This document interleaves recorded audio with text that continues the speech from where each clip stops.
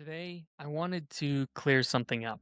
A lot of people don't reject God because they've thought deeply about theology. They reject God because of the version of God they were given doesn't make sense anymore. Usually, it goes something like this: an old, bearded, white guy floating somewhere above the clouds, watching everything and occasionally interfering.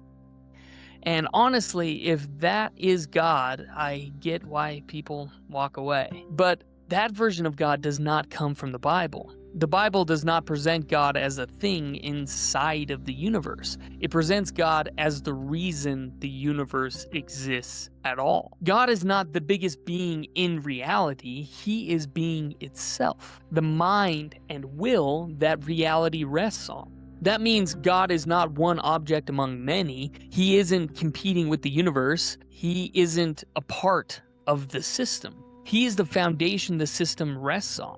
That's why Genesis doesn't start by describing what God looks like. If you've read many other myths and mythologies about God, that's usually how it starts. But in the Bible, it starts by describing what God does. In the beginning, God created the heavens and the earth. Genesis assumes God because without him, nothing else makes sense. Now, let me show you what the Bible is doing with an analogy that at least helped it make sense to me. So this is Lord of the Rings right here.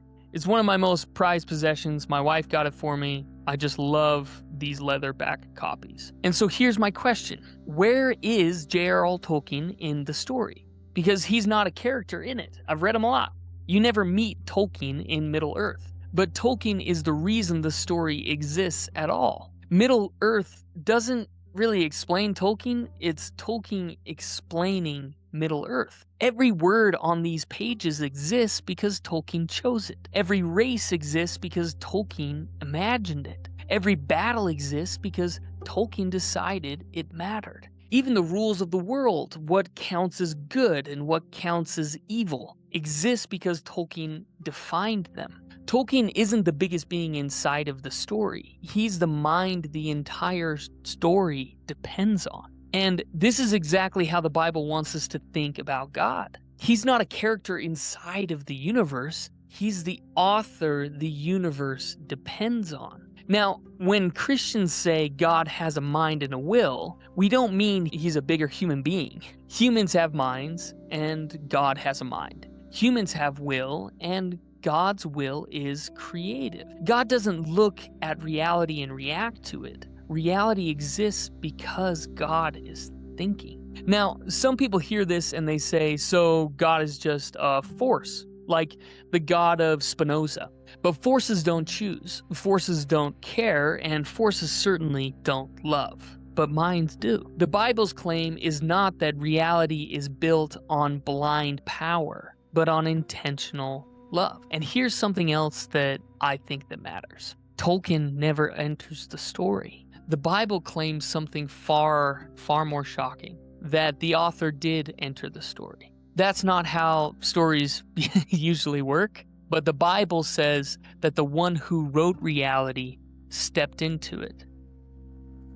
And that was the plan all along. And that changes everything. Here's why it really should matter to you. If reality is grounded in a mind, in meaning, and in will, then you are not an accident. Genesis says that you were made in the image of God. That means your ability to reason, to choose, to love, and to create. Those aren't evolutionary leftovers.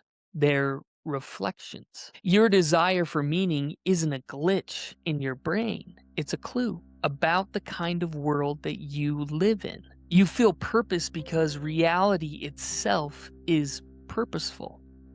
Genesis doesn't start with rules, it starts with reality. Before sin, there was goodness. Before rebellion, there was design. Before distance, there was intention.